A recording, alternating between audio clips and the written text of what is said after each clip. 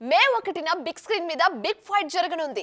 తెలుగు తమిళ భాషల నుంచి ఇద్దరు స్టార్ హీరోలు పాన్ ఇండియా బరిలో దిగుతున్నారు. పేరుకు పాన్ ఇండియా అయిన మేజర్ ఫైట్ మాత్రం సౌత్ స్టేట్స్ లోనే కనిపించనుంది. దీంతో ఈ పోటీలో ఎవరు విన్ అవుతారనేది ఇప్పుడు ఆసక్తికరంగా మారింది. నాని హీరోగా తెరకెక్కిన హిట్ 3 మే 1న ప్రేక్షకుల ముందుకు రానుంది. నాని తన ఇమేజ్ ను పక్కన పెట్టి పూర్తిగా డిఫరెంట్ జోనర్ లో ఈ సినిమాను ట్రై చేస్తున్నారు. నేచురల్ స్టార్ కెరీర్ లోనే కాదు, తెలుగు సినిమాల్లోనే మోస్ట్ వైలెంట్ మూవీగా ఆడియన్స్ ముందుకు వస్తుంది హిట్ 3. దాదాపు 60 కోట్ల బడ్జెట్ తో తెరకెక్కిన హిట్ 3 ఇప్పటికే 50 కోట్ల బిజినెస్ చేసింది.